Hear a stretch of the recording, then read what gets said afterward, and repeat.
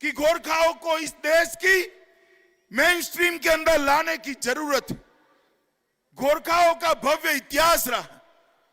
देश में जब जब भी देशभक्ति से हरी भरी, देशभक्ति से ओतप्रोत जातियों का नाम लिया जाता है, मेरा गोरखा भाइयों का नाम सबसे पहले गौरव से लिया जाता है।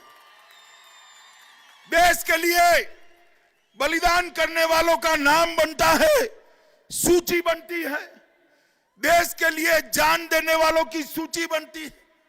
देश के लिए वफादारी के साथ जीने वालों की सूची बनती है।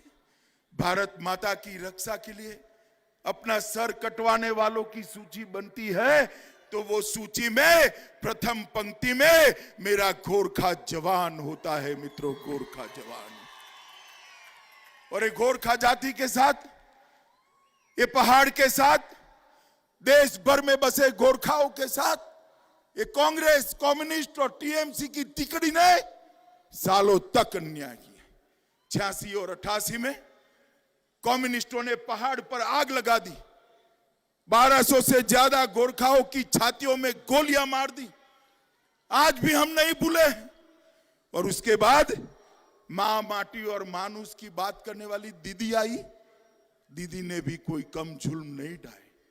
अनेक लोगों को निर्मम हत्या करा दी और हजारों पर मुकदमे दायर कर दिए। मित्रों, उसने मुकदमे राजनीतिक रूप से कुछ लोगों के सिलेक्टिवली वापस लिए।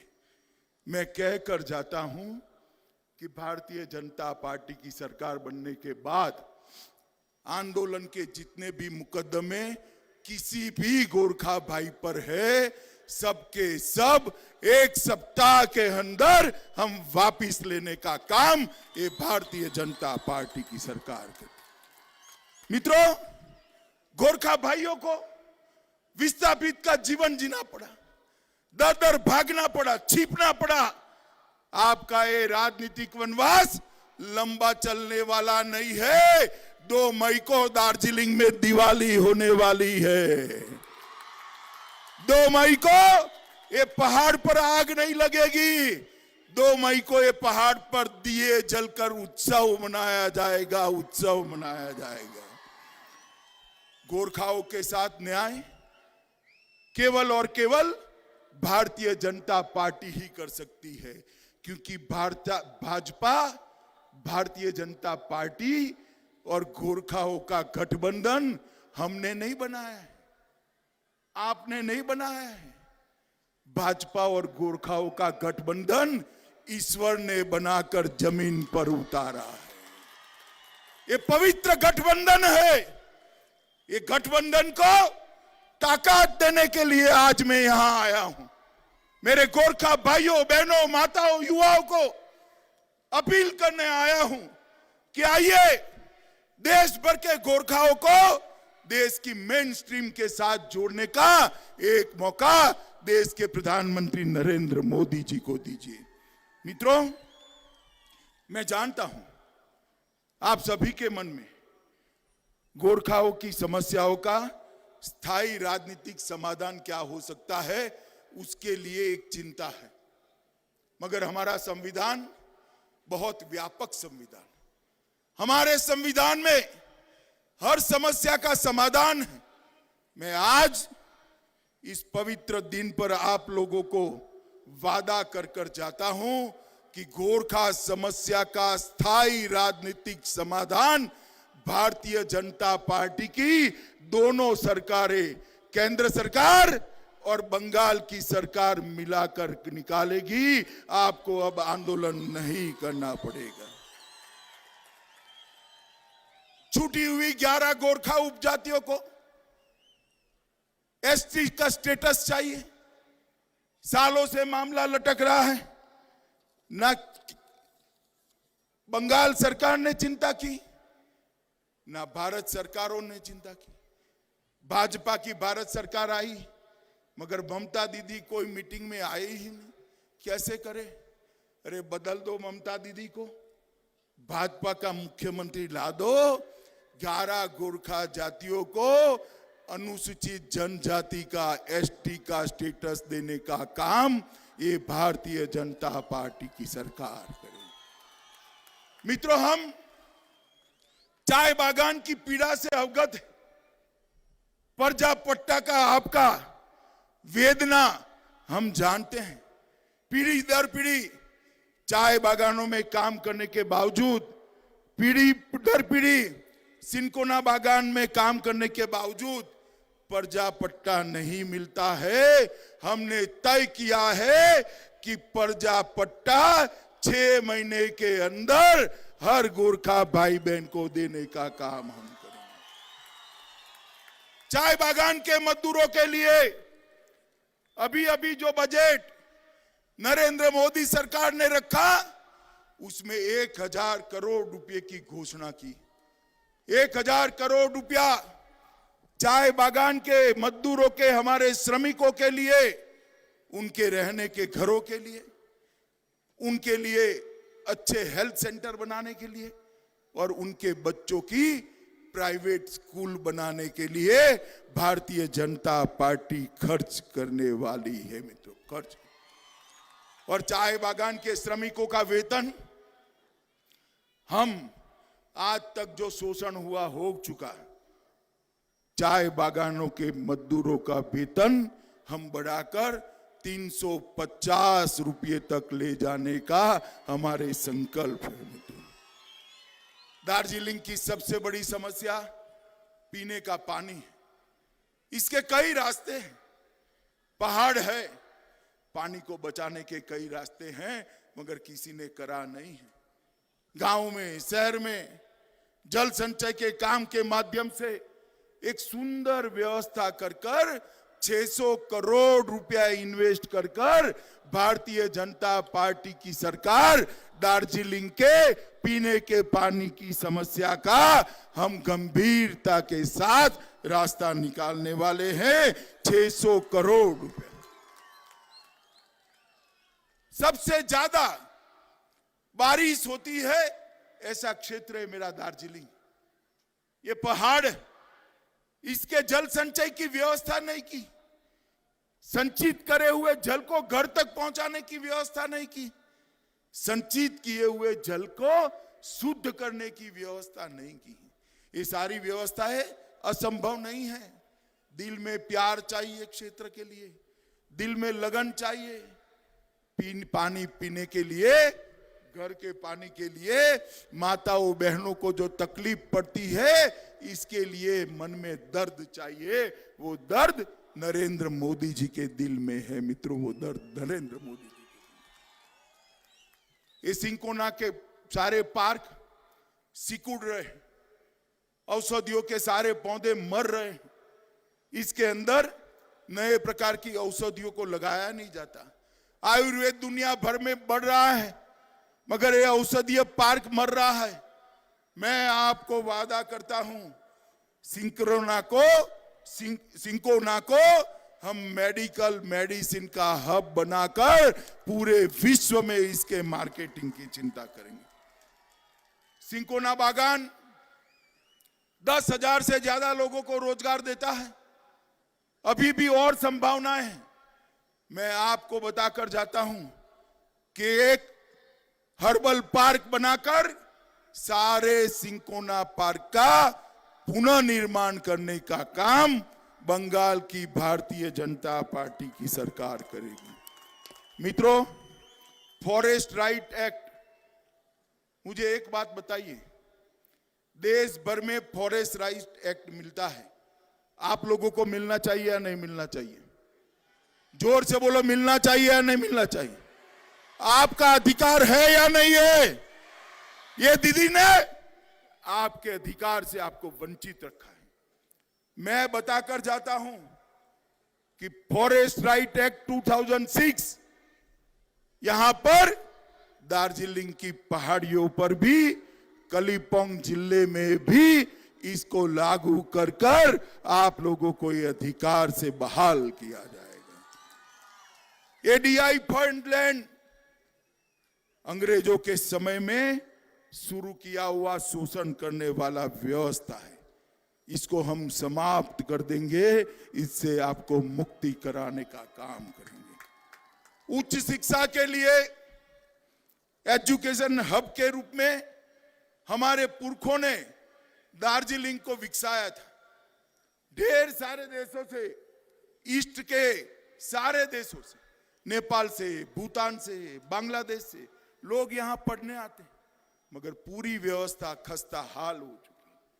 मित्रों, मैं आपको कहकर जाता हूं, भारत सरकार भाजपा की और बंगाल सरकार भाजपा की ये डबल इंजन सरकार यहां पर उच्च शिक्षा में दार्जिलिंग को फिर से एक बार विश्व प्रसिद्ध उच्च शिक्षा का हब बनाने का काम करेंगे। और इसके साथ साथ पहाड़ उतरते ही उत्तर बंगाल के अंदर एक सेंट्रल यूनिवर्सिटी की स्थापना करने का काम भी भारतीय जनता पार्टी करेगी।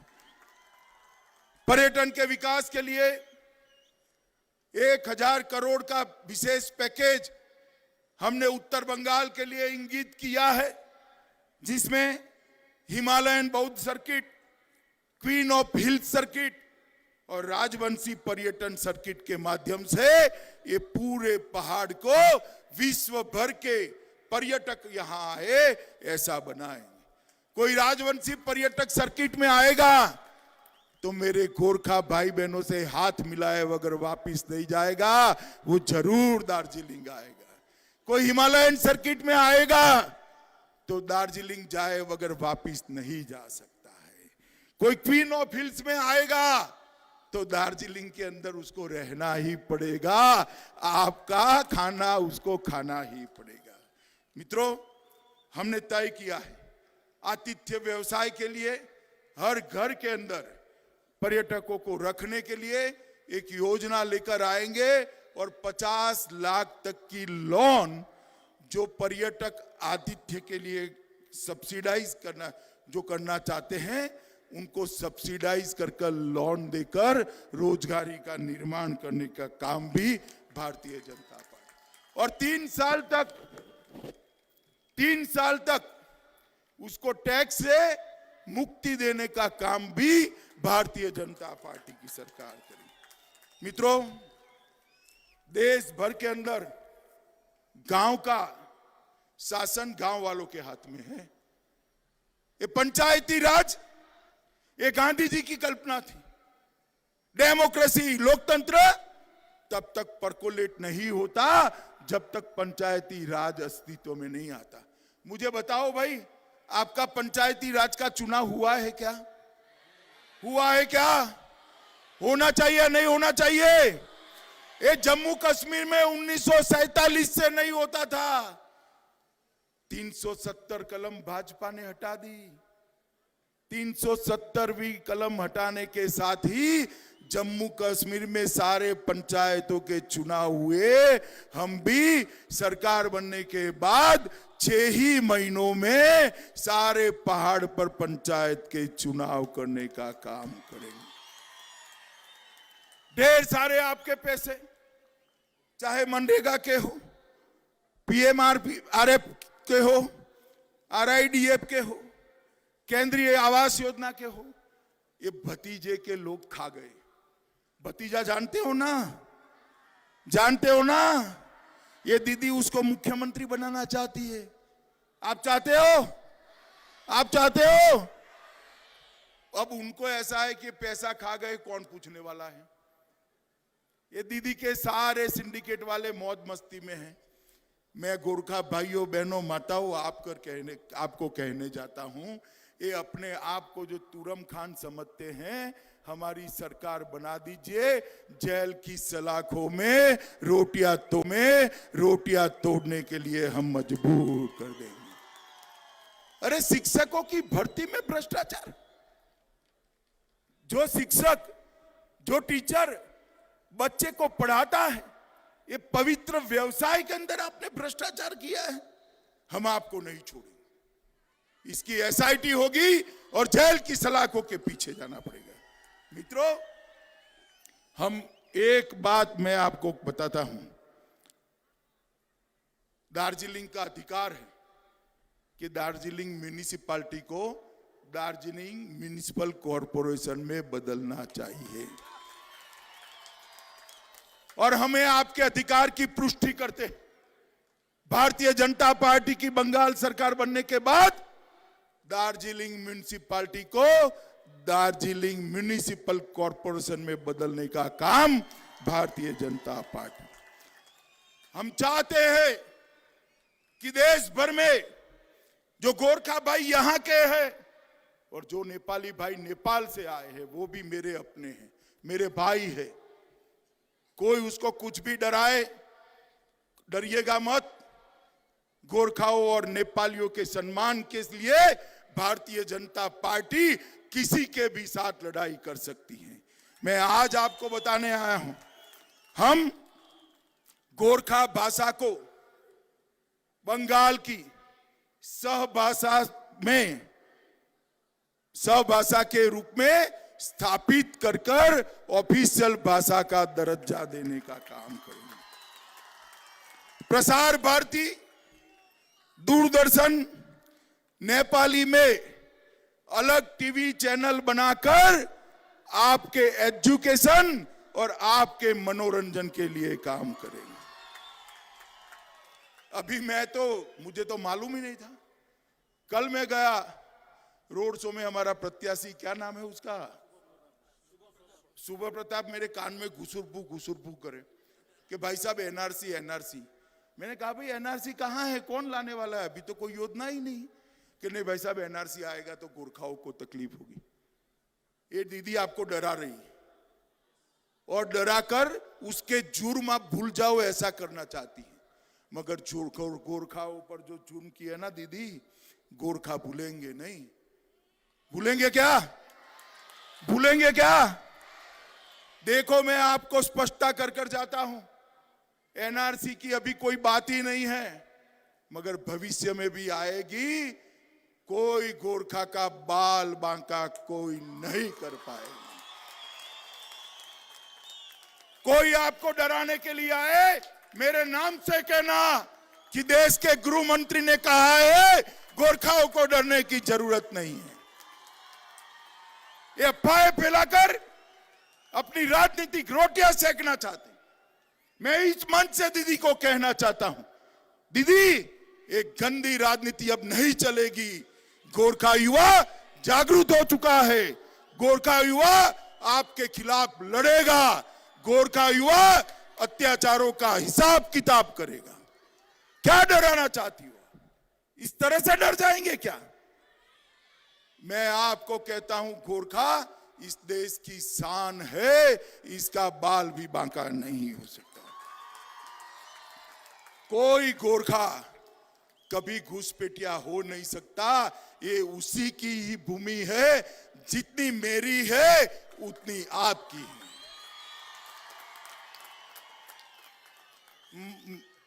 मित्रों, हम जीटीए जैसी व्यवस्था को भी बदलेंगे।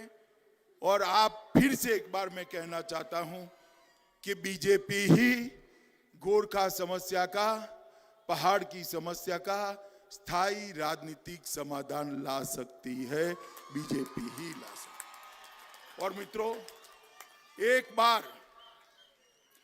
बार दीदी ने हम लोगों में दरार डालने का प्रयास किया है। कुछ लोगों पर केस कर उनको शरण में ले गई। मुझे तो उनकी भी कोई तकलीफ नहीं, उनके प्रति कोई फरियाद नहीं है, कोई शिकवा नहीं। उनके पर भी केस किए थे। मगर एक बार दीदी को अपनी एकता का परिचय बता देना चाहिए। एक बार आप लोग इस चुनाव में तीनों की तीनों सीटें भाजपा और सहयोगी दल को जिताकर बता दो कि दीदी गोरखा और भाजपा का गठबंधन जो है ना, ये अटूट गठबंधन है, भगवान ने बनाया हुआ गठबंधन। इसको आप तोड़ नहीं सकते। और ये चुनाव हमारे लिए, ये चुनाव जो है हम सबकी एक प्रकार से परीक्षा है। भाजपा और गोरखा की एकता को तोड़ने का घिनौना प्रयास तृणमूल कांग्रेस और दीदी ने किया। इसका मुंह तोड़ जवाब देना, उसको समझाना है कि ऐसे जुर्म कर कर आप हमें तोड़ नहीं सकती, हमारे बीच में भेद नहीं कर सकती। तीनों की तीनों सीटें कमल के और साथी दलों को छिताकर दीदी को एक स्पष्ट संदेश एक बार भेज दीजिए कि दीदी जुर्म से झुक जाए, जुर्म के सामने झुक जाए, वो गोरखा नहीं होता है, गोरखा लड़ने वाला होता है। मुझे बताओ माताओं, भाइयों, बहनों, युवाओं, गोरखा कभी जुर्म के सामने झुकता है क्या? झुकता है क्या? पूरे बंगाल के अंदर इस दीदी ने सिंडिकेट का राज चला है, घुसपैठिए घुसाए हैं और घुसपैठियों के माध्यम से वो अपनी वोट बैंक खड़ी करे। मित्रों, भ्रष्टाचार, राजनीतिक हिंसा, राजनीतिक प्रतिशोध, ये दीदी ने बंगाल की राजनीति को सबसे नीचे स्तर पर ले जाने का काम किया है। मैं आप सभी को दो हाथ जोड़कर विनती करने आया हूं, ये परीक्षा का समय है, हम सब की परीक्षा है, मेरी भी है, आपकी भी है, मेरी भी परीक्षा है, आपकी भी परीक्षा है। हम सब ने एकजुट होकर हम पर जुर्म करने वालों को मुंह तोड़ जवाब देना है। बैलेट के बटन में कमल के सामने बटन दबाकर बताइए भैया, मेरे गोरखा साथी बताएं, कमल के निशान पर बटन दबाएंगे क्या? अरे यार, ऐसी आवाज होती है क्या? जोर से बोलिए, दबाएंगे क्या? भाजपा और साथी दलों को जिताएंगे, तीनों तीन सीट पर विजय प्राप्त करेंगे। देखो माताओं, बहनों, भाइयों, बटन तो कमल के सामने जरूर दबाना, मगर इतने गुस्से के साथ दबाना कि बटन पहाड़ पर दबे, करंट कलकत्ते में दीदी को लगे। क्या मोदी जी के हाथ आप मजबूत करोगे? पहाड़ की समस्याओं का समाधान करोगे? हम पर किए गए अन्याय का हिसाब किताब करोगे? तो मेरे साथ दोनों हाथ उठाइए, उठाइए दोनों हाथ और प्रचंड आवाज